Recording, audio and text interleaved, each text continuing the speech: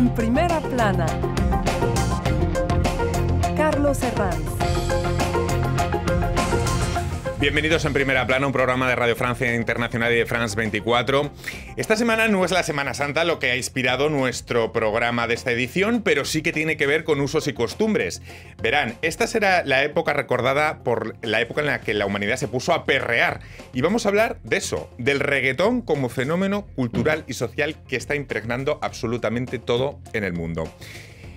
Nos acompañan para hablar en esta edición Anne Chirol, periodista independiente que ha escrito sobre feminismo y reggaetón. Bienvenida, Anne. Gracias, Carlos. Emma Gioia es bailarina, coreógrafa e investigadora en danza. Bienvenida.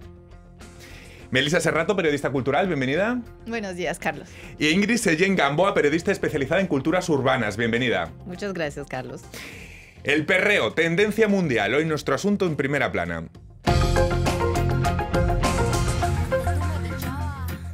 Clasismo, conflicto intergeneracional, letras misóginas, el odio al reggaetón va más allá del gusto musical. Hay una parte de la sociedad que no lo aguanta y otra que lo ama. Casi que no existe la indiferencia en el asunto que hoy nos ocupa. En los últimos años, la incorporación de mujeres a la música urbana ha producido cambio de perspectiva. El perrear contra el patriarcado se ha vuelto tendencia. El éxito de géneros latinos ha colocado el perreo en la agenda feminista actual. Hoy vamos a analizar las razones sociales y culturales que lo explican. También si existe un clasismo cultural a la hora de acercarse al tema. En cualquier caso, aquí lo vamos a hacer sin complejos, atendiendo a que si hay un fenómeno de la cultura latina que ahora mismo está impregnando al mundo, ese está siendo impulsado por figuras como Bad Bunny, Rosalía, Karol G. Repasemos algunas portadas. Revista Time ha dedicado una portada al fenómeno Bad Bunny. El mundo de Bad Bunny, no voy a hacer otra cosa para que a ti te guste. Daddy Yankee, otra de esas figuras que ha transportado al reggaetón a otro nivel de aceptación social en la portada de Rolling Stone. Figura del reggaetón que llega a la cima, dice la publicación.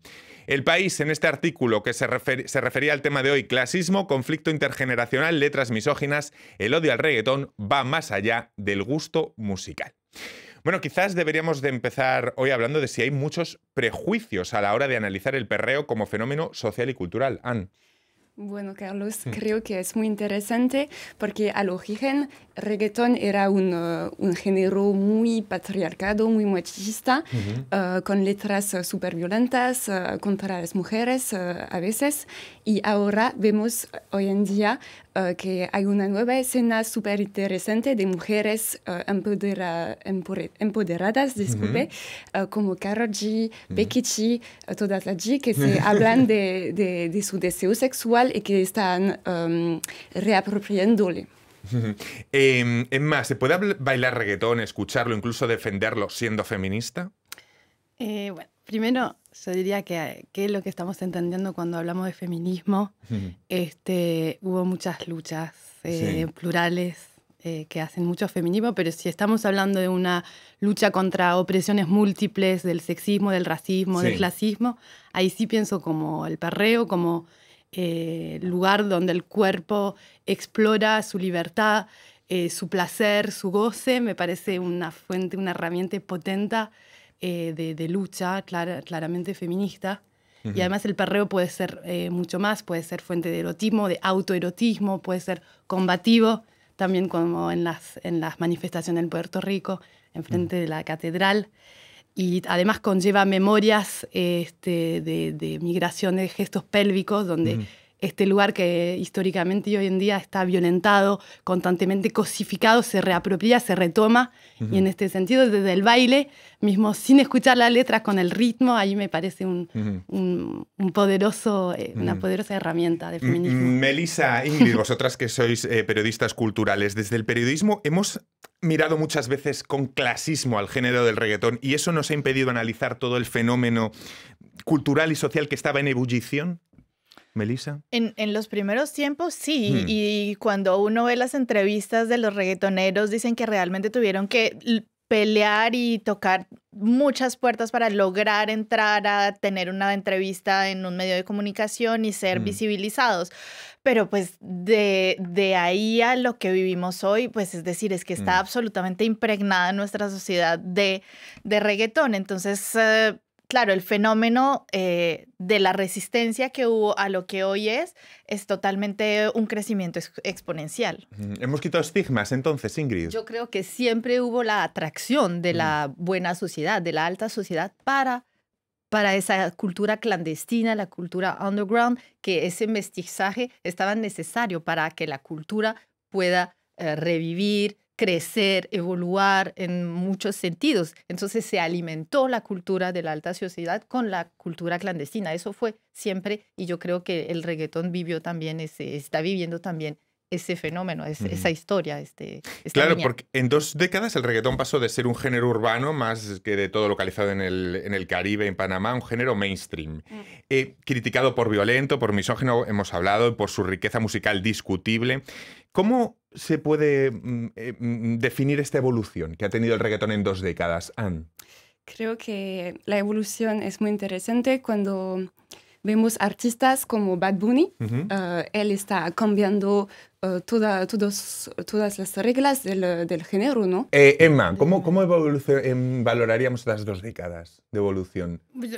Yo creo que hubo lo que se podría llamar un violento blanqueamiento de un género en sus orígenes afrolatino, en los conurbanos, en conurbanos pauperizados del Caribe, Panamá, República Dominicana.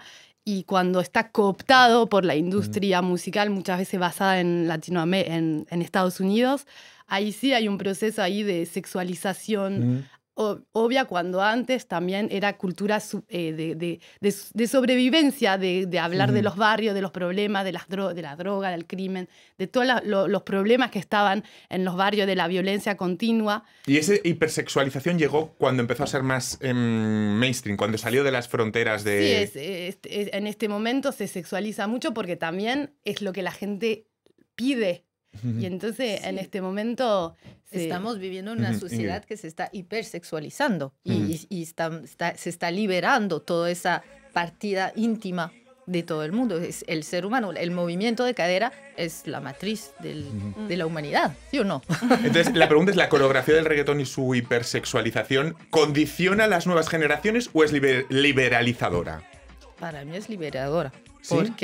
Porque estamos levantando la tapa de un pudor que estaba asfixiando el cuerpo, los contornos del cuerpo, sobre todo el cuerpo de la mujer, de su manera de respirar, sus emociones, todo eso teníamos una tapa y esa tapa se está levantando. Pero parece que hay una contradicción, porque por un lado es verdad que es liberalizador para la mujer, puede ser incluso emancipador, pero por otro lado insistimos en esa hipersexualización, ¿no? Sí, de verdad, hay una ambigüedad ahí central, creo. Es una danza ambigua que a la vez puede desde adentro sentirse erótica, autoerótica, pero no solamente al sentirla, pero al verla puede producir, es grotesca, es obscena, y justamente Calle 13 decía, es un baile tan obsceno que cuando uno lo mira le da vergüenza ajena.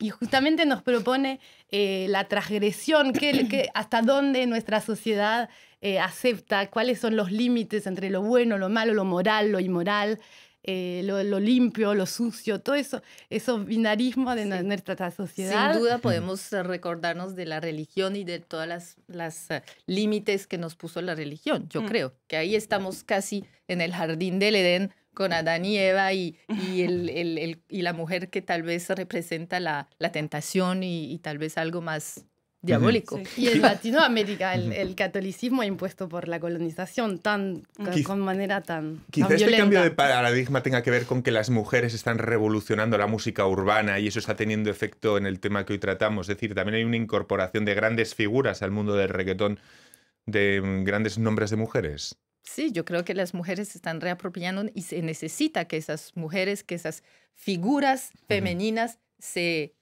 reapropian el reggaetón y esa música, porque las mujeres van a tener otro punto de vista del reggaetón y se van a liberar tras esas cantantes, me parece.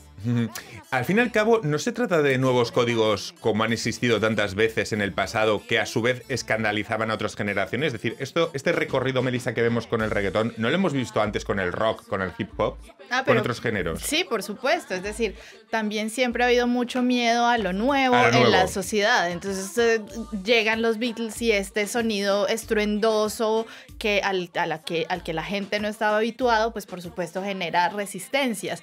Y los temas de los que habla también, por supuesto, siempre la música ha hablado de sexo, pero digamos que de una manera mucho más sutil se hablaba.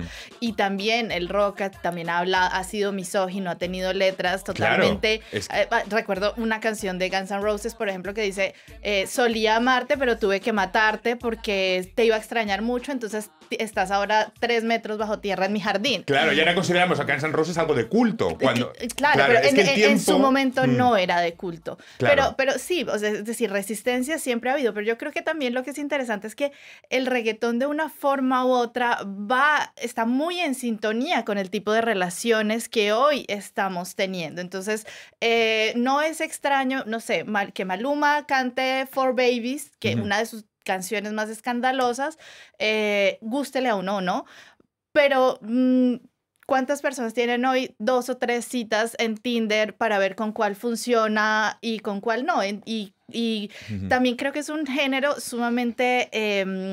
claro, popular y... Porque se identifica con una realidad que se está viviendo. Claro, claro que sí. Hay un fenómeno espejo, entonces, en esa realidad que a lo mejor otros géneros no se identifican tanto. Anne. Sí, podemos hacer un paralelo con el baile funk brasileño, porque tenemos la misma cosa. Viene de los barrios, de las favelas, y la gente está muy pobre, condicionada en pequeños barrios, y hay códigos muy violentos, vemos armas en los videoclips, y recuerdo del expresidente Jair Bolsonaro, que le odió mucho este género, y creo que pasa la misma cosa con el reggaetón. Hay un fenómeno de espejo social, como estábamos comentando, Emma, que quizá por eso se haya vuelto tan popular, ¿no? Sí, tanto en las relaciones incluso. Sí, pero igual creo que desde el inicio, mismo hoy en día mujeres reapropiándose, desde el inicio había mujeres, que no hay que olvidarla, desde el inicio estaba Ivy Queen cantando Yo quiero bailar, pero eso no quiere decir que para la cama voy. Desde el inicio había mujeres bailando, empoderándose, y ahora tal vez sí que ahora se ha vuelto mainstream y está apropiado culturalmente y está codificado, está siendo decontextualizado, está siendo, claro, reapropiado desde otros lugares y por también comunidades no heterosexuales que se reapropian de la hipersexualización justamente para reivindicar orgullo de sexualidades Voy a hacer reprimidas. una pausa. Enseguida os doy la palabra, voy a hacer una breve pausa y enseguida volvemos hablando del perreo en esta edición de En Primera Plana.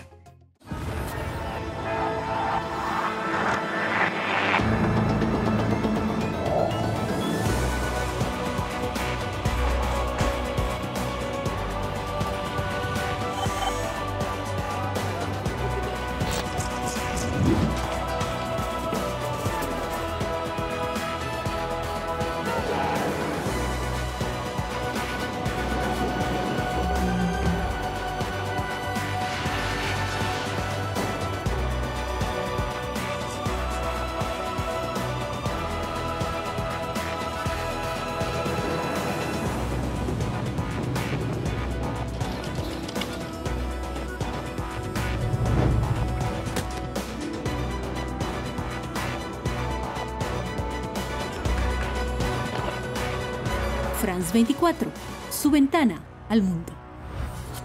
Liberté, égalité, actualité.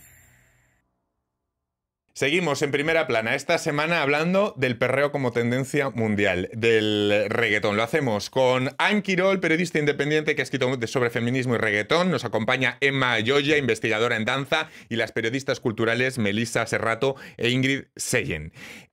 Antes de irnos a la pausa estábamos hablando de la importancia de esas mujeres que han, digamos, puesto aún más de manifiesto en la escena internacional el reggaetón, el perreo. Melissa. Es que hay una pequeña precisión que a mí me gustaría hacer, y es que, claro, decimos que a partir o gracias al reggaetón las mujeres empiezan a hablar de su deseo y de sexualidad. Y yo quisiera traer a colación 2 ejemplos que me parece que son muy, muy anteriores al reggaetón y que nos dicen, nos hacen evidente también que la mujer de una forma u otra, cuando llegaba a tener voz para hacerlo, también hablaba de su deseo y de su sexualidad. Pienso, por ejemplo, en una canción de Rocío Dúrcal que dice, invítame a un café y hazme el amor. A ver, es clarísimo. Y hay otra que también me encanta en este sentido y es de Rocío Dúrcal y dice, y le canta al marido y le dice, hace tiempos que no siento nada al hacerlo contigo. Ah, sí. Entonces, es decir, no... Por supuesto, las mujeres en el reggaetón han tenido un papel absolutamente necesario y lo aplaudo totalmente de que hablen de su deseo y haya salido la intimidad y se cante la intimidad y sea para todos. Eso, bravo. Pero decir que solamente las mujeres reggaetoneras llegaron a hablar de deseo sexual y liberaron el deseo sexual. Como si fuera algo nuevo que se hubiera descubierto la pólvora. Sí, no vale. me parece justo con otras mujeres que han antecedido y que lo han hecho y que en su momento era más difícil hacerlo. El ritmo al que se mueve la música urbana actual es así, vertiginoso y cambiante, tan rápido que a veces es difícil de definir. De esto sabe muy bien Ingrid, que estudia mucho las culturas urbanas. ¿Qué componente hay de brecha intergeneracional para hacer falsos diagnósticos? Porque a lo mejor también, aparte del tema del feminismo, también hay una brecha intergeneracional por la que a veces no llegamos a lo que escuchan la gente de 18, de 20 años, Ingrid.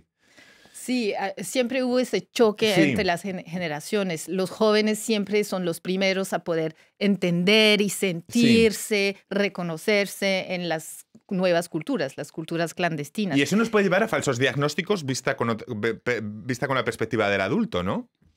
Por no entenderlo bien. Sí. Y además los adultos después, primero negan la parte cultural, el aspecto cultural de eso y hablan más de algo societal.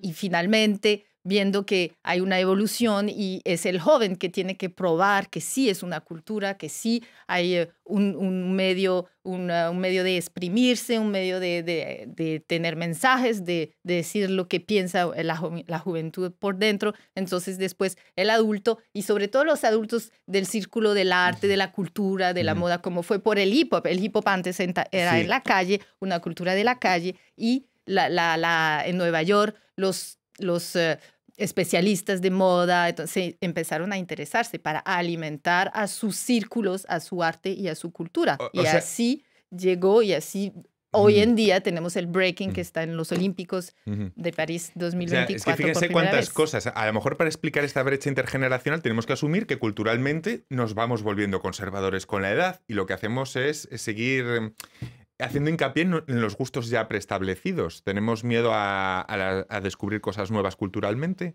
Anne? No sé. Bueno, hay personas y personas. Claro, estamos haciendo... También yo creo que es una cuestión de sensibilidades, ¿no? Sí. Es decir, para que cualquier manifestación artística te llegue, pues te tiene que decir algo, te tiene que tocar de alguna manera. Y hay personas a las que el reggaetón, no sé si sea solamente una cuestión generacional, hay personas de nuestra edad que adoran el reggaetón. A mí personalmente no me gusta, pero porque no me toca, no me dice nada. Pero es una cuestión también de sensibilidad, no sé qué tanto sea de generaciones. ¿Qué pensáis, Anne? Para mí me gusta mucho el reggaetón y me encanta mucho.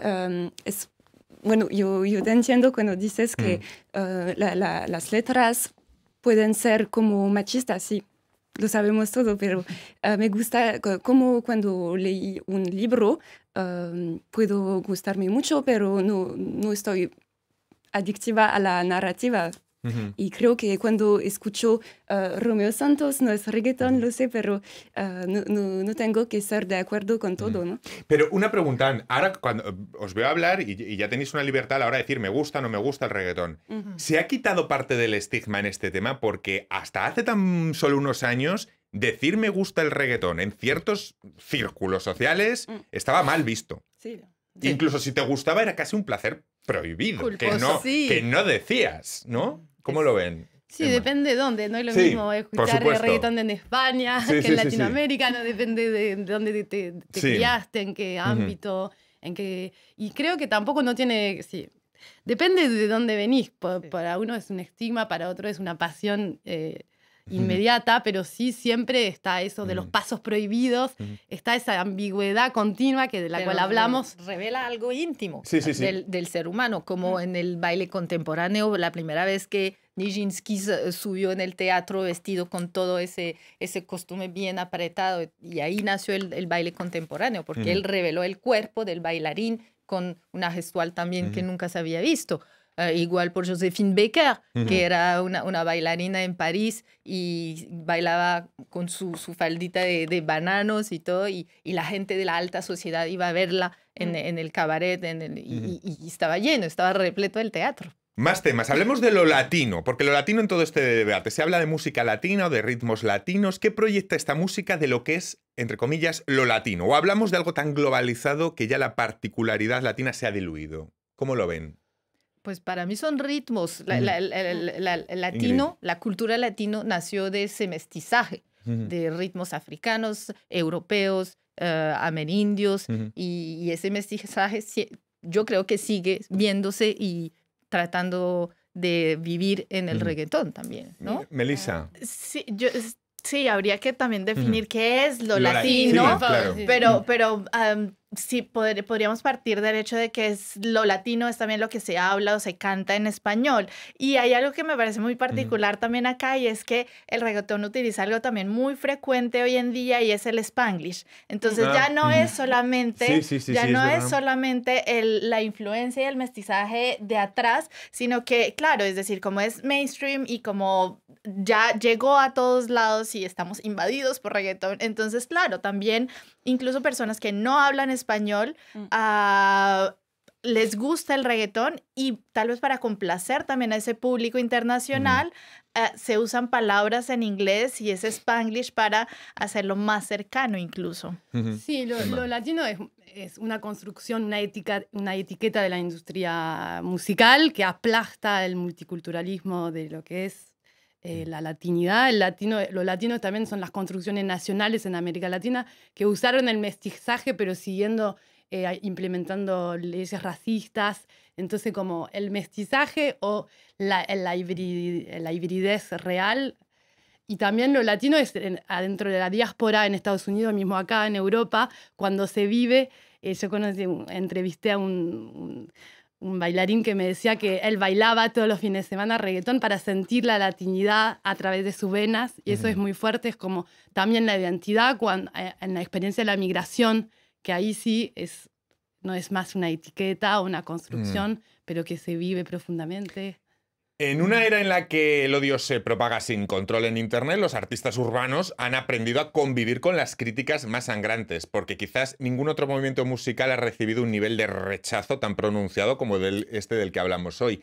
Esto, al fin y al cabo, tiene la parte positiva de convivir con la crítica y asumirla. Es decir, sin la viralidad de YouTube, quizá esta proyección hubiera sido imposible, pero al mismo tiempo han tenido que asumir una carga de críticas y de rechazo muy profundo, ¿no? De una generación, de lo que estamos hablando, de la generación que no entendía, que no estaba sensible a eso. Pero vemos que en TikTok, que es la red social la más vista por la juventud y todo, pues las primeras personas que tuvieron lo más followers en su cuenta fueron las niñas que bailaban y que movían la cadera y que tenían justamente esa sensibilidad y esa hipersexualidad también de eso. Entonces, yo creo que sí así es. Y el éxito de Despacito en 2017 marcó algo, creo, porque fue súper viral en todo el mundo, y desde este tiempo creo que antes habían como la gasolina, Dale y todo, pero creo que eso explotó todo. En el baile, el cuerpo sin duda se convierte en la expresión material del individuo. A través de él revelamos emociones y sentimientos, como decía antes Ingrid, significantes, culturales y prácticas de vinculación con el entorno. Le pregunta a la coreógrafa, ¿de ahí que se produzca el choque del perreo como forma de emancipación? A ver, ¿cómo es? Es una expresión absolutamente impúdica y que rompe con la sensibilidad convencional, lo que vemos con el perreo. Hoy las mujeres, digamos, que afrontan esa nueva controversia. Y si el pudor y la represión social sabotean mi empoderamiento, es decir, ¿por qué no puedo gozar de un momento sexy sin tener que sentir culpa, sin tener que sentirme menos respetada o menos humana? Sí, porque también está el sentir y está el contexto, con quién estoy bailando, dónde, cuándo. Entonces eso está, obviamente, puedes... Pero hay algo de que bailar el perreo es como quitarse la culpa de algo. Quitarse... ¿Cómo lo ven, Anne? Creo que sí, porque cuando se van a las discotecas vemos jóvenes latinas o no, bailando y perreando, y las chicas quieren bailar solas, con amigas, con un hombre, pero como dice Ivy Queen, no es porque baila con un hombre que quiere ir a su cama. ¿No? Es la liberación del cuerpo, me parece que es la liberación del cuerpo, y que ahí con el reggaetón se muestra esa intimidad.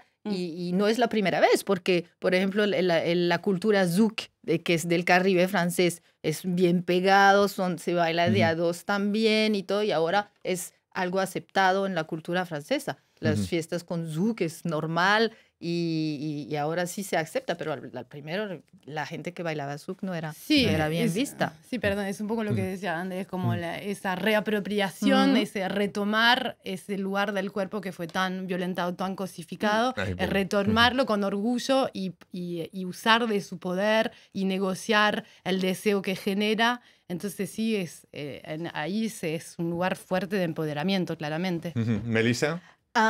Recuerdo justamente una frase muy famosa de Bernard Shaw, un dramaturgo irlandés, que decía: el baile es la expresión perpendicular de un deseo horizontal. Y me parece absolutamente diciente para este tema porque, por ejemplo, recuerdo la última canción que hizo Shakira con Karol G. Están sobre la arena, emulando de alguna manera los movimientos del acto sexual. Es decir, creo que hemos llegado a llevar esta música, el perreo y el reggaetón a su máxima expresión de... Me quedo sin tiempo para más. Ha sido un placer hablar con ustedes de perreo en esta edición de En Primera Plana, y a todos ustedes hasta la próxima semana. Muchas gracias. Gracias.